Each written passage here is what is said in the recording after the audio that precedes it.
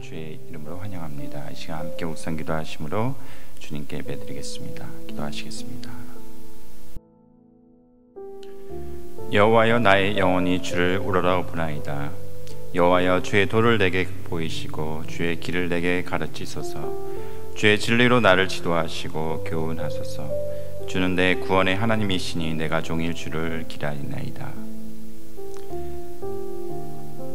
우리의 스승 되시고 산성 되시며 피난처 되신 주님, 주 앞에 나와 주님을 기다립니다. 주의 성령께서 우리를 충만케 채워주시며 또 우리가 온 마음과 뜻과 힘을 다해 주 하나님을 예배하며 경배케 해주시옵소서. 예수 그리스도의 이름으로 기도하였습니다. 아멘.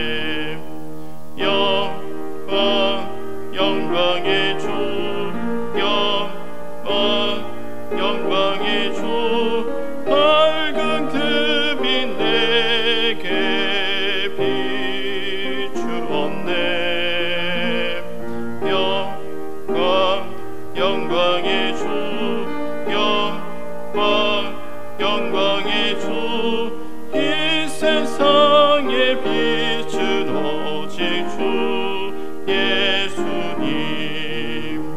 주 말씀을 믿는 사람은 그 맘이 시원하고 주 명령을 준행하는 자 그 길이 환하겠네. 영광의 주, 영광의 주, 밝은 금빛 내게 비추었네. 영광의 주, 영광의 주, 이 세상의 빛인 오직 주 예수님. 주 가운데 사는 사람은 그 눈이 어두워도 그 죄악을 씻는 날에는 그 눈이 밝아지네. 영광의 주, 영광의 주, 밝은 금빛 내게 비추었네. 영광의 주, 영광의 주, 이 세상의 빛은 오직 주 예수님. 기도고려 상조회 회원님들을 위해서 중보 기도하겠습니다. 먼저 지난 한 주 저희 기도고려 상조회로 여러 회원님들의 병원 방문 보고가 있었습니다.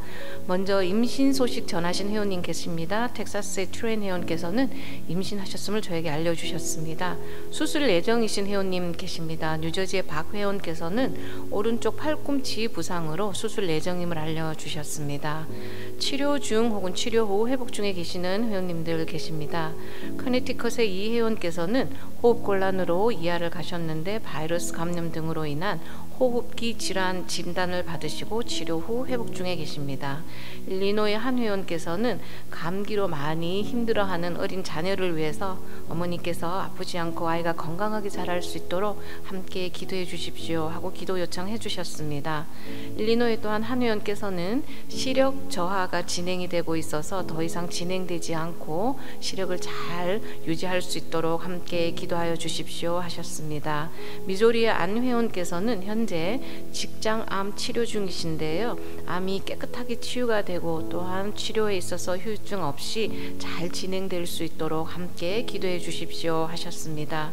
노스캐롤라이나의 릴 회원께서는 1살 아기입니다. 그래서 기저귀 발진으로 인해서 피부 습진이 굉장히 심하여서 아이가 통증으로 많이 힘들어한다고 합니다. 빨리 낫기를 바라고, 그래도 밝고 건강하게 자라는 아이가 너무나 하나님께 감사합니다. 그래서 함께 감사기도 해주십시오 하고 요청해 주셨습니다. 오레곤의 김혜원께서는 여성 질환과 눈 등의 여러 질환을 동시에 치료 중에 계시는데요. 영적으로 육적으로 건강하고 주님께 기뻐하는 삶을 살아갈 수 있도록 함께 기도해 주십시오 하고 기도 요청해 주셨습니다. 텍사스의 박회원께서는 스트로크로 인한 치료를 하셨는데요. 생사의 고비에서 애도도 잘 이겨내고 치료를 할 수 있었으며 하나님께 감사드리고, 또 그날 저를 위해 노력해 주신 구급대원들 그리고 의료진 모두에게 하나님의 은혜와 사랑이 함께하기를 기도드립니다 하고 기도 요청해 주셨습니다. 지난 한 주 저희가 함께 나눈 의료비 내역을 보도록 하겠습니다. 12월 1일에서 12월 7일 주간이고요. 총 106명의 회원에게 저희가 함께 의료비를 나눌 수 있었습니다. 회원님들이 병원으로부터 받아오신 원금이 93만 7,329불 01전이었고요. 이 중에서 조정을 받고 또 저희가 지난 한 주에 의료비 정산이 끝나서 함께 나눌 수 있었던 금액이 13만 4,312불 02전이었고요.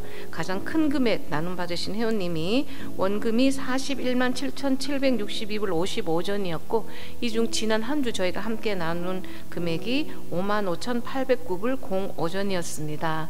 많은 금액이지만 또한 우리 회원님 한 분 한 분의 참여로 의료비 나눔을 할 수 있었음에 감사드리고요.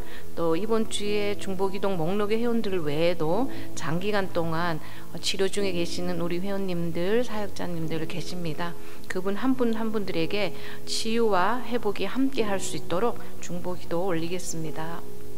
사랑의 주님, 온전케 하신 주님, 이 시간 주 앞에 간구하옵기는 우리가 사망의 음침한 골짜기를 다닐지라도 해를 두려워하지 않게 하시고, 또 우리가 아플지라도 우리를 나을 수 있도록 또한 도움의 손길을 주신 하나님께 감사를 드립니다.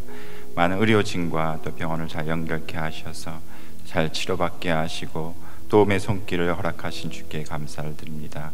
아버지, 또한 이 고통 중에 있는 우리 회원들이 있습니다.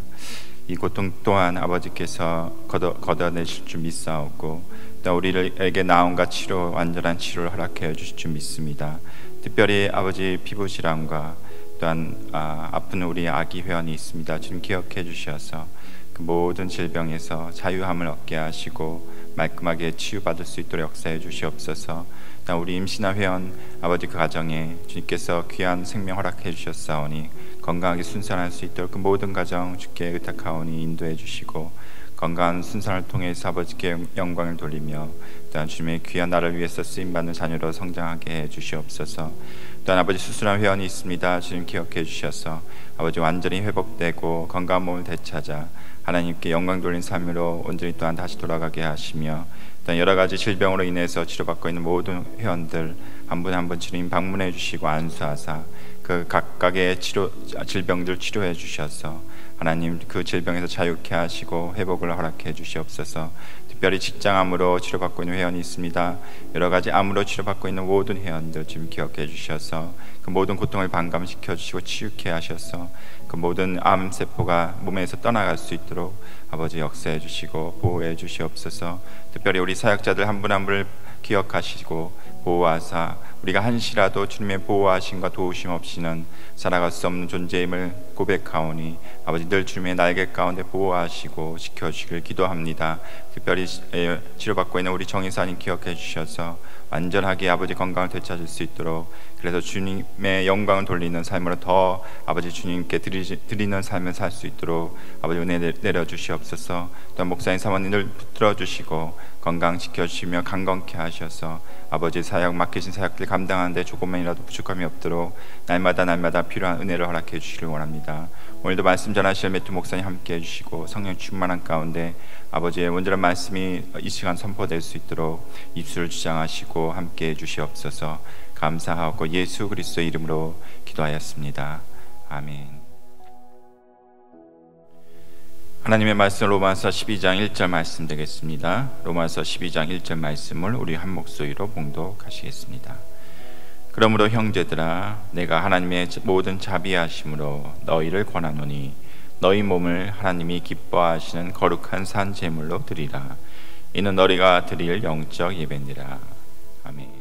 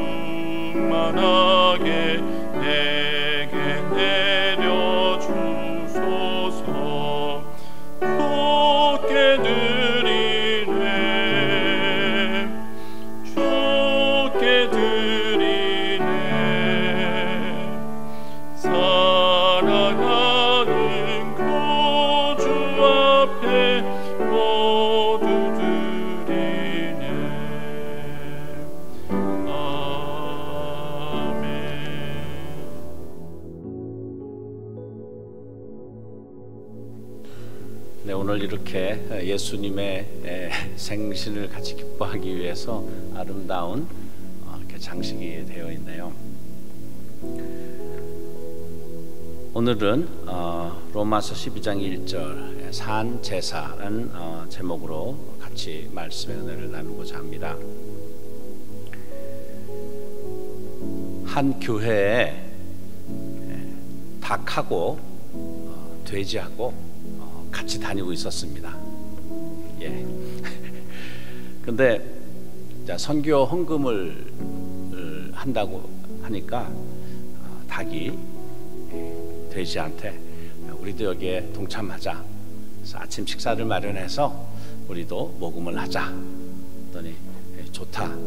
어떻게 할까? 했더니 우리 햄 앤 에그로 하자. 그랬어요. 그랬더니 돼지 집사님이 그건 좀 생각을 해봐야 되겠네. 네, 농담이지만 닭은 달걀을 제공해야 되니까 물론 그것도 아깝겠죠. 그러나 돼지가 햄을 제공하려면은 네, 이건 좀 차원이 다른 얘기죠. 자기 살을 뜯어내든지 아니면은 목숨을 바쳐야 되는 그런 헌신이 차이가 있습니다. 저희 신앙의 관계, 신앙도 어떤 때는 달걀의 헌신이 필요할 때가 있는가 하면은 어떤 때는 우리 자신의 자체의 헌신이 필요할 때가 있습니다. 오늘 로마서 12장 1절 말씀을 통하여서 사도 바울께서는 우리의 삶이 하나님께 제사가 되어야 된다. 이렇게 주일 성전에 나와서 예배를 드리지만은 하나님의 말씀에서는 성전은 우리가 나오는 그런 건물이 아니라 우리 자신이 성전이다. 우리 자신이 하나님의 성령이 거하시는 성전이다 하고, 우리가 드리는 것, 뭔가 우리의 것을 드리는 것이 아니라 우리 삶 자체가 하나님에게 드리는 제사, 예배가 돼야 된다라고 말씀을 하십니다. 오늘 저희 삶이 산제사가 된다는 것이 어떤 것인지 묵상하고자 합니다. 우리가 예수님을 영접하면은 저희는 그것을 거듭난다고 하죠. 정말로 거듭나는 것처럼 저희가 처음 예수님을 믿을 때는 초신자라 그러고 영적 아기가 되는 거죠. 그렇지만은 저희가 말씀과 성령으로 계속 성장하여 그 아기의 상태에서 머무는 것이 아니라 신앙적으로도 계속 성장해서 장성한 분량까지, 어디까지? 그리스도 예수의 모습을 이룰 때까지 우리가 성장해야 되는 것이 하나님이 저에게 원하시는 것입니다. 하나님은 창세기에 보면은 우리 인간을 창조하셨을 때 그 목적이 있었습니다. 이 땅에서 하나님의 대리인으로 하나님을 대신하여 하나님의 그 속성을 가지고 이 하나님의 피조물을 다스리라고 했어요.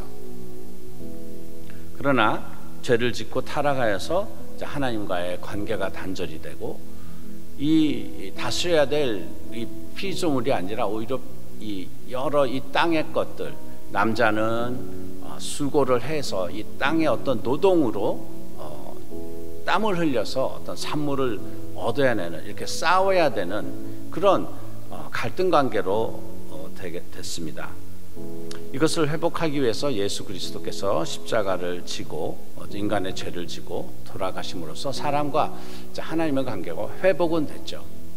근데 그 회복되는 것, 죄 사함돼서 하나님과의 관계가 회복되는 것은 우리 신앙의 여정이 시작입니다. 하나님께서 인간을 원래 창조하신 그 목적, 그 이상의 것을 하나님은 그리스도 예수를 통하여서 저희 삶 속에 이루시고자 하십니다. 로마서에서는 우리 신앙의 그 성장의 여정을 이렇게 표현합니다. 로마서 8장 28절 이하의 말씀에서 우리가 알거니와 하나님을 사랑하는 자 곧 뜻대로 부르심을 입은 자들에게는 모든 것이 합력하여 선을 이루느니라. 우리는 전에도 말씀드렸지만 이 28절을, 로마서 28절을 그저 이렇게 속담 얘기하듯이 그저 좋은 말, 덕담을 하듯이 모든 것이 합력하여 선을 이룬다 하지만, 저희가 아는 바 이것이 그냥 믿는 자들이 다 뭐 이런저런 우여곡절을 통해서 다 잘 된다는 그런 의미는 아니죠. 여기서 말하는 하나님이 이루시고자 하는 선은, 그 답은 29절 30절에서 나옵니다. 29절, 하나님이 미리 아신 자들로 또한 그 아들의 형상을 본받게 하기 위하여 미리 정하셨으니 이는 그로 많은 형제 중에서 맏아들이 되게 하려 하심이니라. 우리 모두 다 하나님의 아들의 형상을 이루어 간다는 것이죠. 맏아들, 장자는 예수님이고, 장자가 예수님이니까 우리 예수님을 따르는 크리스천들은 어떻게 돼요? 우리도 아들이 돼. 장자는 아니지만, 독생자는 아니지만 우리 또한 그 아들의 모습을 계속 닮아가는 것입니다. 30절에 또 미리 정하신 그들을 또한 부르시고, 부르신 그들을 또한 의롭다 하시고, 의롭다 하신 그들을 또한 영화롭게 하셨느니라. 미리 정하시고 부르시고 의롭다 하시고 영화롭게 하신다.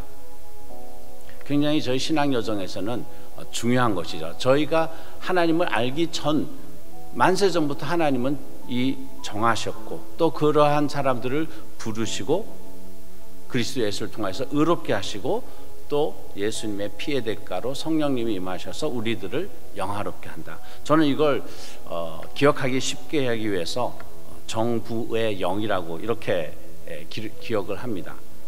우리 자신은 궁극적인 하나님이 우리에게 원하시는 건 우리를 영화롭게, 영어로는 glorified. 어떤 면에서는 저희 어떤 그런 영적 이 현실이나 상태를 보면 참 이 부끄럽고 감당하기 어려운 그런 표현이죠. 하나님께서 우리를 영화롭게 하신다니. 그러나 이것은 우리가 영화롭게 되기 원한다가 아니라 하나님이 우리를 영화롭게 만들기 위하여서 그리스도 예수를 보내셨다는 말씀이죠. 이렇게 신앙 여정에서 우리가 한때 아기 때 치러야 될 헌신과 희생이 있고 또 우리가 장성하여 나감으로써 치러야 되는 희생과 헌신이 있는데 이런 것을 예시하여 하나의 보기, example로 성경에서는 여러 이야기가 나오는데 저희가 잘 아는 이스라엘 백성이 애굽에서 나와 약속의 땅으로 들어가는 그런 여정에서도 볼 수 있습니다. 이스라엘 백성이 애굽에서 나와서 요르단 약속의 땅, 그 가나안 땅으로 들어가기 전에 물을 두 군데를 지나야 됩니다. 첫 번째 애굽에서 나올 때는 홍해라는 물을 지나야 되죠.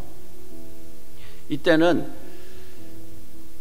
하나님이 계속 베푸시는 때였어요.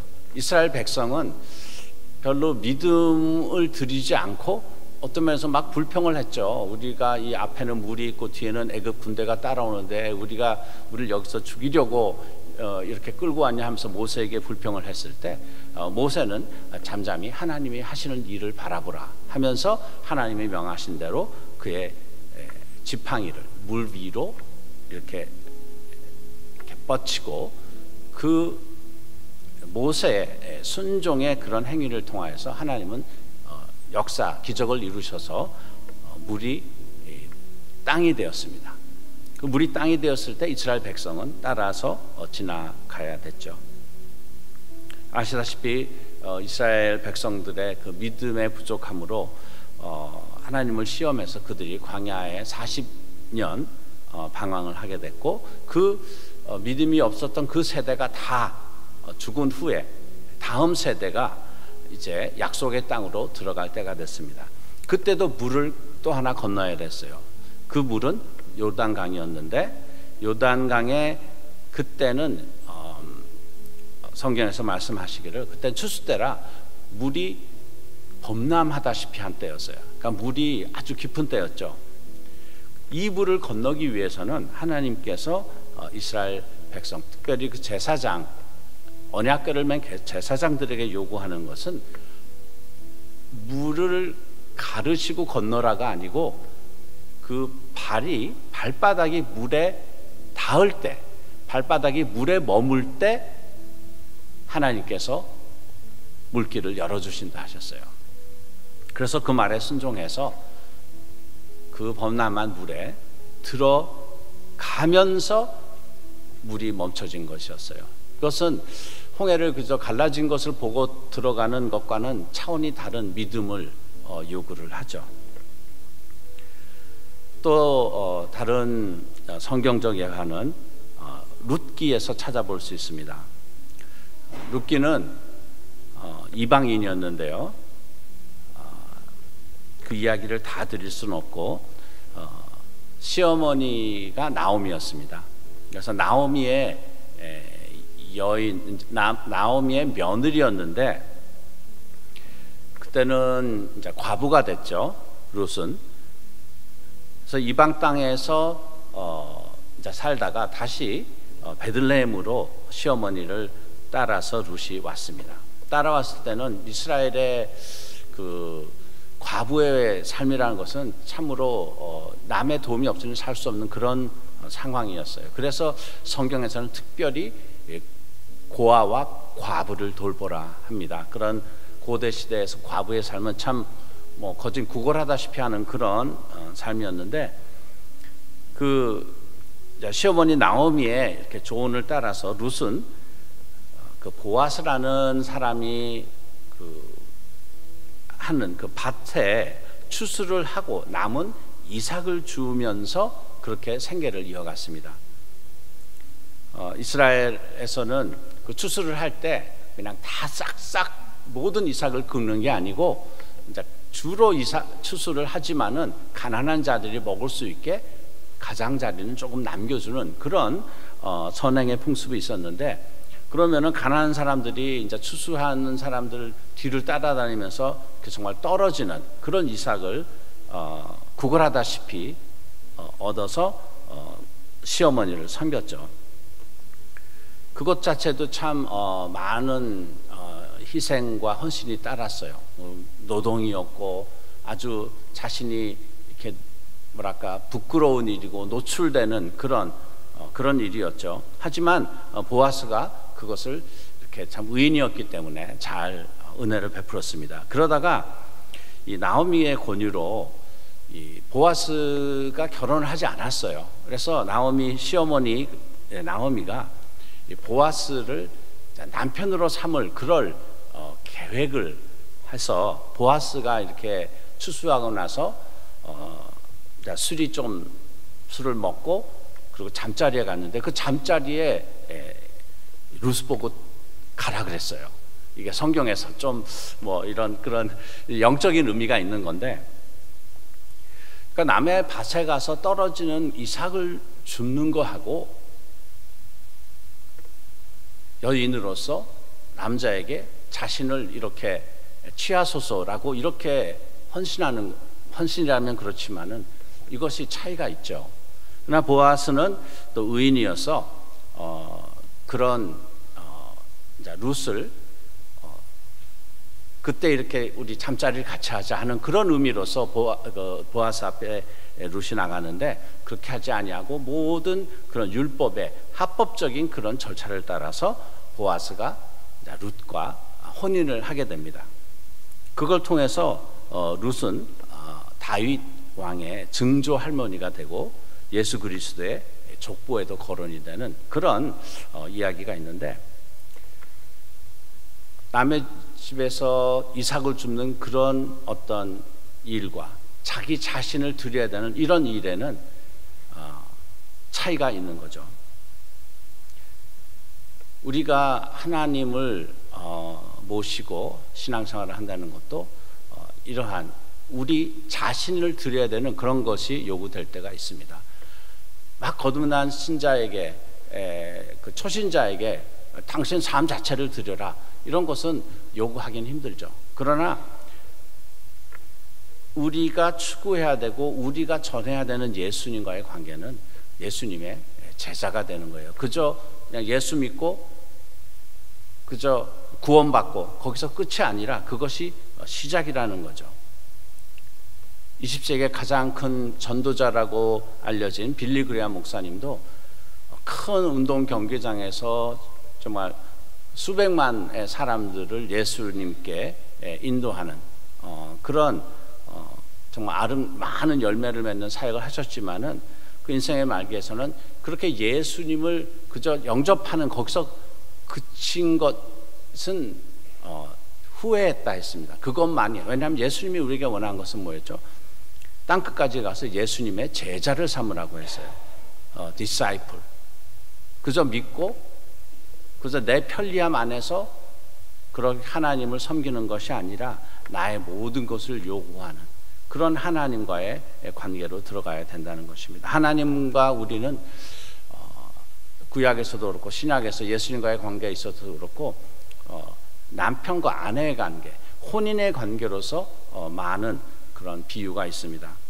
혼인을 할 때 우리가 부분적으로 내 편리함에 따라서 당신의 배우자가 되겠다.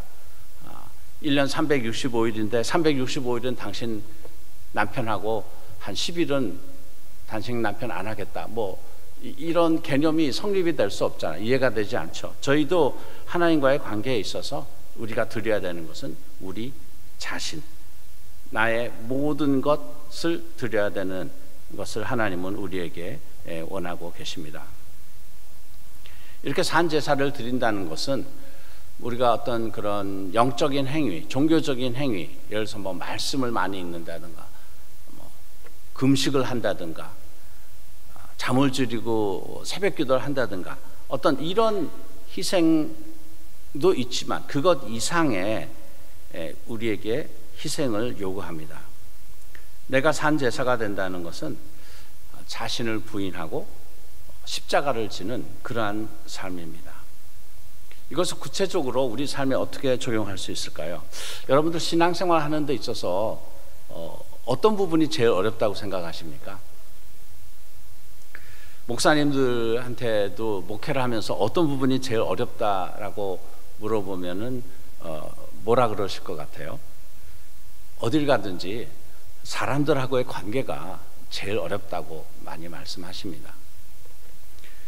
그 가운데서는 물론 기본적으로 사람들의 관계에 여러 복잡성이 있기도 하지만은 내 자신도 그 사람의 무리 중에 하나에 들어가 있거든요. 내 자신도 나의 자아가 있고 내가 옳고 싶고 내가 의롭다 함을 이렇게 그런 것을 사람들한테 인식시키고 싶고 사람들의 칭찬을 듣고 싶고 이런 것들이 우리 모두에게 있고 이런 것들이 이제 갈등의 관계를 자아내죠. 그래서 저는 사람들과의 관계에 있어서 우리가 나 자신을 부인하고 십자가를 지는 이런 것들이 실생활에서 우리가 하나님 앞에 산 제사로 드려지는 삶의 적용 부분이라고 생각합니다.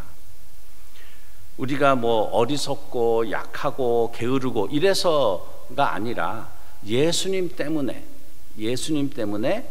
나의 자아를 내려놓는 것, 예수님 때문에 나의 자존심이나 내가 옳아야 되겠다는 그런 자기 의를 내려놓는 이런 삶의 그 삶을 사람들과의 관계에서 적용하는 것이고 각각 뭐 쉽게는 가까운 내 주위의 사람 하다못해 가족에게도 정말로 내 자신을 내려놓는 그런 관계, 그런 헌신이 필요하다고 생각을 합니다. 물론 직장이나 사회에서도 다 적용이 되죠. 근데 어떤 때는 등잔빛이 어둡다고 가장 가까운 나의 사랑하는 그런 사람들에게 가장 뭐랄까요? 비신앙적으로, 비예수적으로 이런 표현이 될지 모르지만은 그렇게 될 때가 있는 것 같아요. 제 자신도 당연히 그럴 때가 있죠. 부모를 모심에 있어서 아내를 대함에 있어서 남편을 대함에 있어서 자식을 대함에 있어서도 내 자신을 부인하고 십자가를 질 수 있는가라는 질문을 합니다. 저는 저희 아버님은 몇 년 전에 소천을 하셨어요. 그런데 감사하게 이제 어머니는 연세가 지금 이제 얼마 전 95세가 되시는데 감사하게도 이 가까운 데 계세요. 그래서 이제 멀리 부모님을 모시고 사는 분들이 막 이렇게 모시지 못해서 어려워하고 안타까워하고 그런 걸 보면은 이것이 참 큰 복이다 그런 걸 알고 일주일에 2번을 꼭 이렇게 찾아뵈려고 하고 있어요. 찾아뵈서 뭐 제가 뭐 특별히 하는 건 아니고 이렇게 이제 같이 있어주고 그러는데 좀 부끄러운 일은 이제 식사를 하고 하면 이제 어머니가 이제 여러 반찬을 준비해 놓고 식사하는데 막 이거 먹어라. 그래서 그거 먹으면 너 왜 저건 안 먹냐? 그리고 뭐 더 먹어라. 뭐 이제 이런 것들이 참 어머니의 사랑의 표현이죠. 어머니가 참.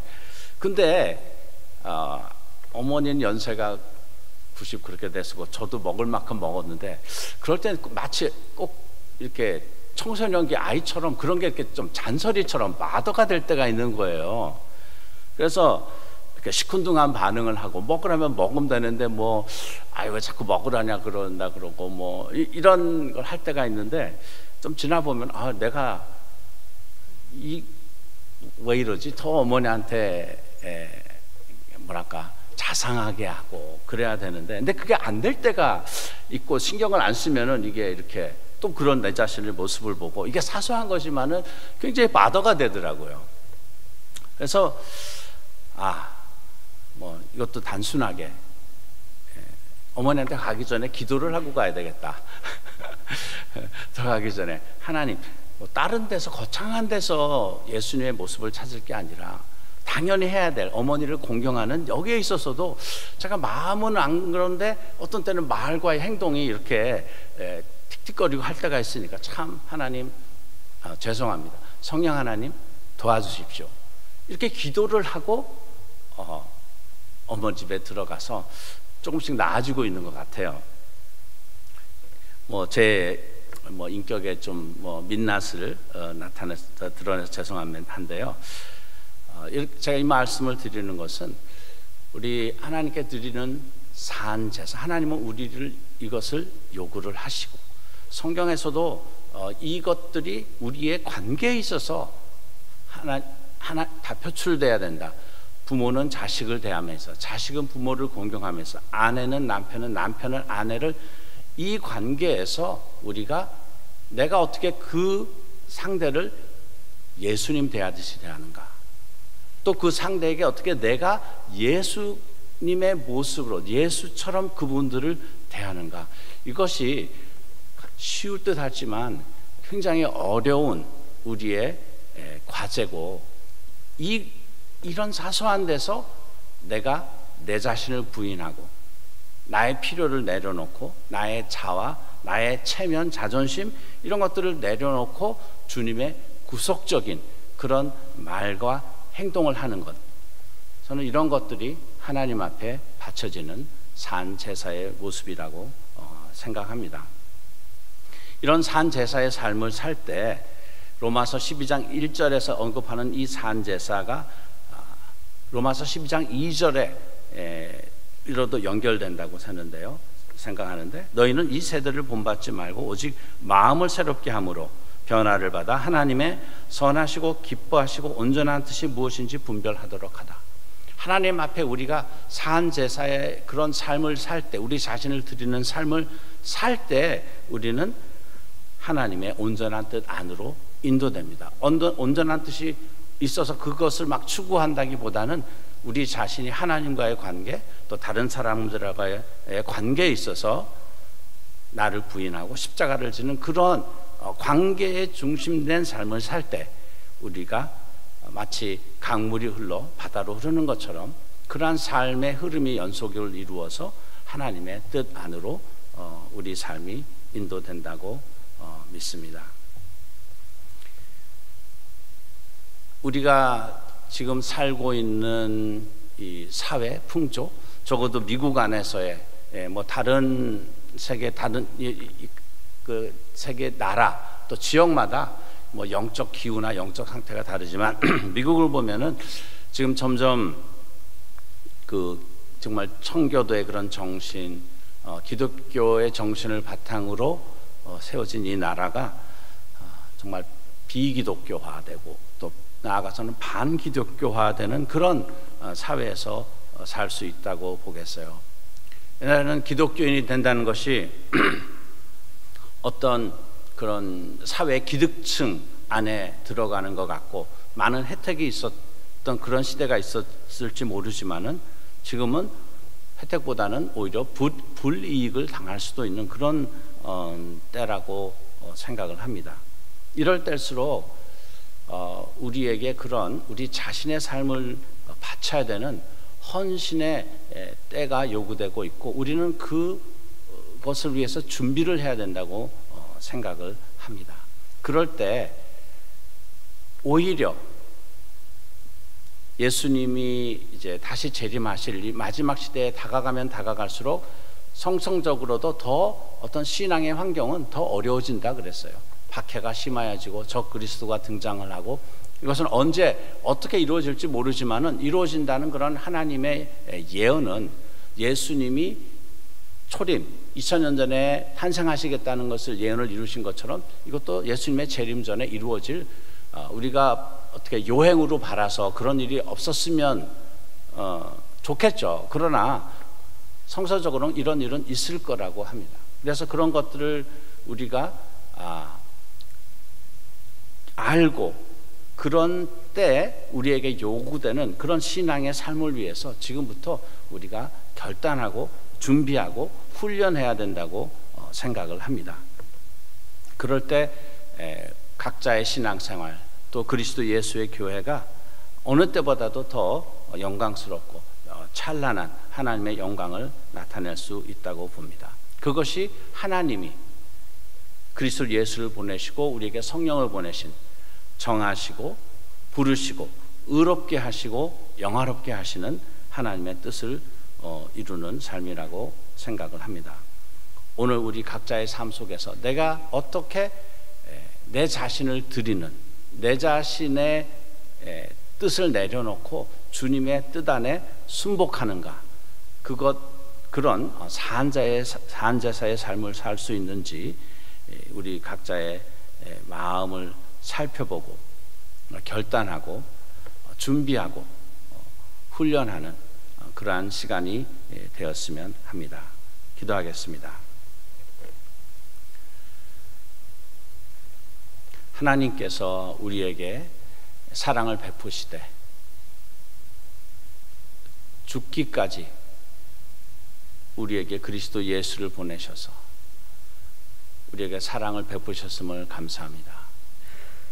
그 아들을 주시는 만큼 아무것도 정말 아끼지 않고 저희를 사랑하셨은즉 저희 또한 그저 우리의 편리함에 따라서 주님을 섬기는 것이 아니라 우리 자신을 부인하고 십자가를 지고 그 주님 제단 위에 우리 자신을 산 제사로 드리는 그런 삶을 살 수 있게 성령 하나님 도와주시옵소서.